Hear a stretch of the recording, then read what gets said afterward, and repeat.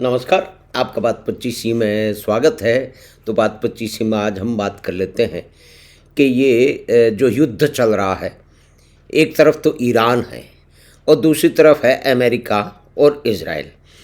तो अमेरिका तो एक अलग है, 30 ट्रिलियन डॉलर के आसपास की इकोनॉमी है। कुल मिला के 35 करोड़ उसकी जो है वो जनसंख्या उसके आसपास है, तो उसकी तो बात अलग है। लेकिन ये जो दो देशों में लड़ाई हो रही है, ये ईरान और इजराइल के बीच में, तो इजराइल इतनी बहादुरी से अपने से 80 गुने बड़े देश ईरान पे किस तरह से जवाब दे रहा है। इजराइल की जनसंख्या 1 करोड़ के आसपास है, उससे 10 गुनी 9-10 गुनी जनसंख्या है ईरान की, और उसका क्षेत्रफल इजराइल का तो 22,000 वर्ग किलोमीटर का आसपास है, उससे 80 गुना ज़्यादा है। यानी कि आप ये देखिए कि एक छोटा सा देश लगातार जो है अपने ऊपर आक्रमण करने वाले 1985 के मध्य से लगातार ईरान, यानी कि 79 में जब उनके अताउल्ला का शासन आया, ये जो अताउल्ला जो अली खमेनी है, ये तो 37 साल से हैं। तो उससे पहले तो वो पेरिस वाले आए थे, अताउल्ला जो है, उन्होंने शाह का तख्ता पलटा था, वो एक अलग कहानी है।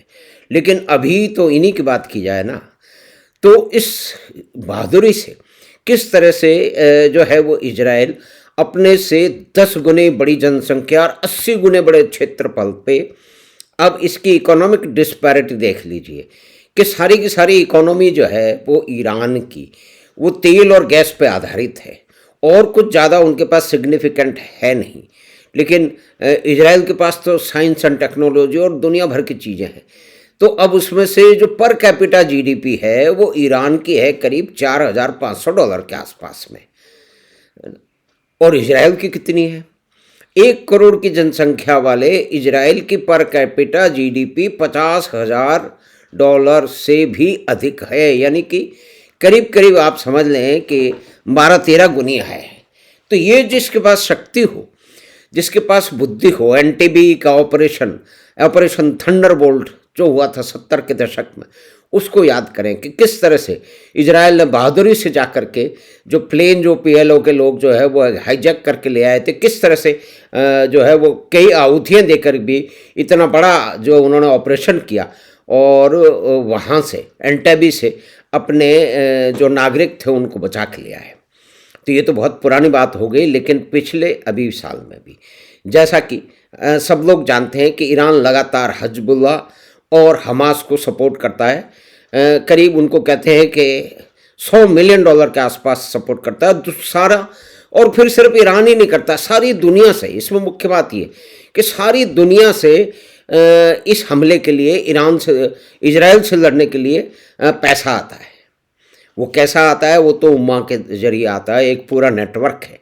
भारत से भी निश्चय ही जाता होगा, क्योंकि आप देखिए कि भारत में वहाँ पे अली खमेनाई की जो कल दिन में जो इजराइल के हमले में जो वो और उनके परिवार की मौत हो गई है, तो वो इस बात को याद भी रखना होगा कि वो एक बहुत ही क्रूर तानाशाह का रिप्रेजेंटेटिव था। हमारे देश में प्रजातांत्रिक लोग जो कि हिटलर की बात करते हैं और कई हिटलरों का नाम लेकर के आज के समय में कुछ हिटलर बताने का प्रयास करते हैं, जो कि डेमोक्रेटिक रूप से चुन के आए हैं, तो वहाँ पे उनकी जो है वो सहायता कर रहे हैं, क्योंकि एंटी अमेरिकनिज्म भारत में भी बहुत बुरी तरह से है। अमेरिका कोई ने बहुत सारे भस्मासुर पैदा किए हैं, अमेरिका का बहुत रोल रहा है जो है वो कई जगह जो रिजीम चेंज करने में, और कई जगह वो असफल रहे हैं, उनको जाना पड़ा। अफ़गानिस्तान में जो भी कुछ हुआ उसके बाद भी उनको जाना पड़ा, तो वो एक अलग बात है। वियतनाम की बात कौन भूल सकता है? तो अमेरिका ने बहुत सारी गलतियाँ की, लेकिन यहाँ पे मुख्य काम जो कर रहा है वो इजराइल कर रहा है। अमेरिका तो उसके पीछे खड़ा है, अपने बेड़े लेकर के, अब्राहम लिंकन और जो भी कुछ बड़े बड़े युद्धपोत हैं उसके ऊपर सैकड़ों उनके प्लेन हैं, वो भी उस कार्रवाई में हिस्सा ले रहे हैं। अब पाकिस्तान में देखिए कि काउंसलेट जो है अमेरिका का, उसके ऊपर हमला कर दिया गया, 9 आदमी मारे गए। भारत में भी प्रदर्शन हो रहे हैं, जो है लोग छाती कूट करके रो रहे हैं कि हाय। एक मतलब एक समझ की बात है, लेकिन अब छोड़िए, ये कुछ जो है वो रिलीजियस सेंटिमेंट्स की बात है, जो कि देश की जो जानकारी है या उससे अलग जाती हैं। कश्मीर से ना जाने कितने हज़ार जो विद्यार्थी हैं वो जा कर के ईरान में पढ़ाई करते हैं। भाई ऐसी कौन सी पढ़ाई होती होगी वहाँ पे, लेकिन चलिए छोड़ दीजिए, उसको भी छोड़ देते हैं। तो कुल मिला के बात यहाँ मानी जाए तो इस्माइल हानिया वो टेररिस्ट हमास का एक बहुत बड़ा लीडर था, रहता कहीं मिडल ईस्ट में था, उसके पास भी मिलियंस ऑफ डॉलर की संपत्ति है। यासिर अराफात के पास भी, उनकी बेटी के पास भी मिलियंस ऑफ डॉलर की जो है वो क्या कहते हैं संपत्ति है। उनके कहाँ से आ गई कि भाई जो फिलिस्तीन के नाम से पैसा लिया वही तो उनके पास है ना। तो ये भी इस्माइल हानिया जो था ये बार बार ईरान जाया करता था और ईरान में कई टारगेटेड जो है ना वो अटैक करके ईरान जिस तरह से एक पागलपन है ईरान में भी है, बाकी देशों में भी। अभी हम सिर्फ ईरान की बात कर रहे हैं कि आपकी जो तेल की संपदा है, आपके पास जो ऑयल और गैस उससे जो वेल्थ आ रही है, उसका इस्तेमाल आप काहे के लिए कर रहे हो? वो जैसा भी करते होंगे कुछ नई तो कैपेबिलिटी डेवलप नहीं की है, वो उनकी इकोनॉमी में दिख तो नहीं रही है। और जिस तरह से वहाँ पे प्रजातंत्र है नहीं और जितने भी विरोधी हैं उनको समाप्त कर दिया जाता है। अभी जनवरी में भी जो एक आंदोलन खड़ा हुआ था उसमें कहते हैं कि हज़ारों लोगों को मारा जा चुका है। और पहले भी भाई इस तरह के जो रिप्रेसिव रिजीव होती हैं जिसके नाम के भारत के अंदर विलाप किया जा रहा है, वो तो हज़ारों लोगों को मारती हैं। लेकिन हमारे देश में याद किसको दिया जाता है? हिटलर को। अरे भाई बहुत सारे वामपंथी भी जो है ना कई तरह के तानाशाह थे, स्टालिन की बात क्यों नहीं करते, माओ की बात क्यों नहीं करते, है ना। और उसके बाद में खमैर रुज है उसकी क्यों भूल जाते हो, और फिदेल कास्ट्रो भी भूल जाते हैं। लेकिन छोड़िए, खैर वो अलग बातें हैं। लेकिन हमारे देश का जो एक तथाकथित अपने आप को लिबरल बताने वाला जो तबका है, वो जो तानाशाह है, जो तानाशाही की रिजीम है, जो कि अपने देश के जो है वो नागरिकों पर अत्याचार करती है, दूसरे देश को समाप्त करने के लिए एटम बम बनाया जा रही है। तो इजराइल क्या करेगा? इजराइल को तो ये मालूम है कि जिस दिन ये बम बन गया और उसी दिन वो जो है उसके ऊपर जो वहाँ पे एक भावना भी है, सिर्फ ईरान की नहीं है, बाकी देशों में भी है, बच्चे बच्चे में ये भावना है कि ईरान को समाप्त करना है। ये भावना भारत में मिल जाएगी, क्षमा कीजिएगा, बात ऐसी है कुछ।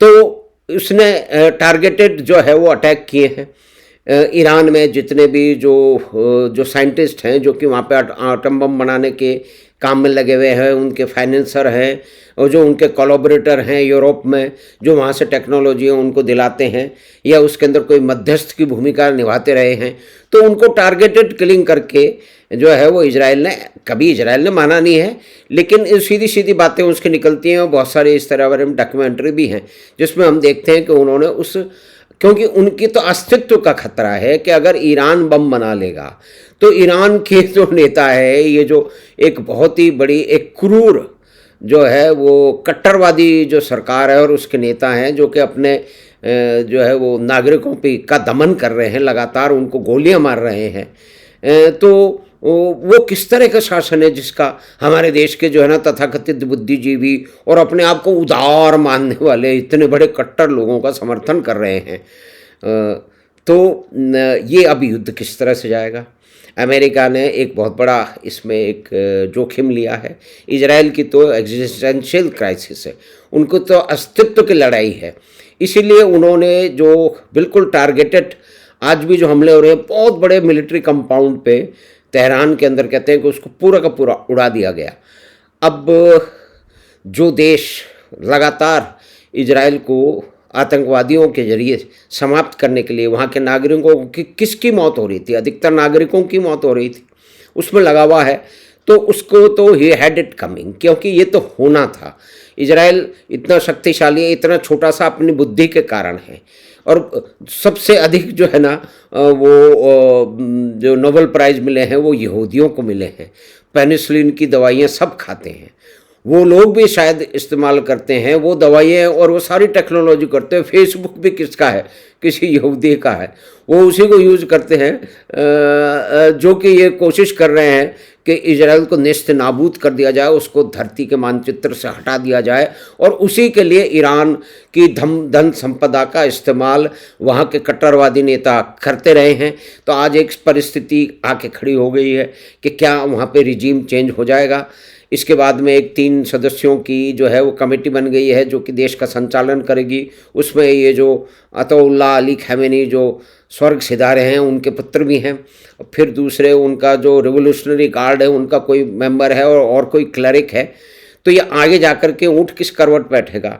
क्या जो है वो मध्य पूर्व में, मिडिल ईस्ट में कोई संभावना है कि प्रजातंत्र, एकमात्र प्रजातंत्र को नष्ट करने के लिए, उसके लिए बम बनाने के लिए ना जाने कितने अपने रिसोर्सेज जो हैं वो खर्च कर चुके हैं। यहाँ अक्सर बात होती है इसकी जगह अस्पताल बना लो, इसकी जगह जो है वो स्कूल बना लो, सड़कें बना लो, बांध बना लो, अपने लोगों को पढ़ाओ। तो कुल मिला के ईरान उस जगह आके खड़ा हो गया है कि उसके सारे कर्तव्य जो कि इतने साल से चल रहे हैं, करीब करीब आप समझिए कि 40 साल से अधिक से 79 के बाद से ही, और मुख्य रूप से 80 के मध्य के बाद से जिस तरह से आतंकवादी गतिविधियों को इजराइल में वो प्रमोट कर रहा है, उसके लिए आतंकवादी जो हमास है और उसको जो है वो पैसे दे रहे हैं, उनको ट्रेनिंग दे रहे हैं। और 7 अक्टूबर 1923 का एक तरह से ये बदला है कि उसके अंदर ईरान का मुख्य रोल पाया गया था। उन्होंने ही वहाँ पे उनको इस तरह की ट्रेनिंग दी थी, इतने सारे ग्लैडिएटर और ड्रोन वगैरह दिए थे और पूरी एक रणनीति समझाई थी वहाँ के सैन्य अधिकारियों ने। तो उसका एक पटाक्षेप सा हो रहा है।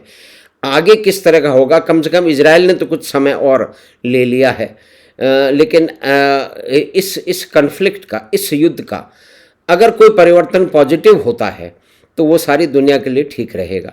लेकिन होगा या नहीं होगा, क्योंकि मध्य पूर्व में प्रजातंत्र के कोई तंतु नहीं है, सिर्फ एकमात्र एक इजराइल है प्रजातंत्र, उसको नष्ट करने में सभी लगे हैं, बच्चा बच्चा लगा हुआ है। तो हमने बात की इजराइल, अमेरिका और ईरान के मध्य होते हुए युद्ध की, और आज अताउल्लाह अली खamenei जो है वो उनको टारगेट किया इजराइल ने कल सुबह। आज उसकी पुष्टि हुई है। अब तक ये माना जा रहा था कि पता नहीं ये सच है या गलत है, तो अब पुष्टि हो चुकी है। सारे बड़ी न्यूज़ एजेंसियों में आ चुका है।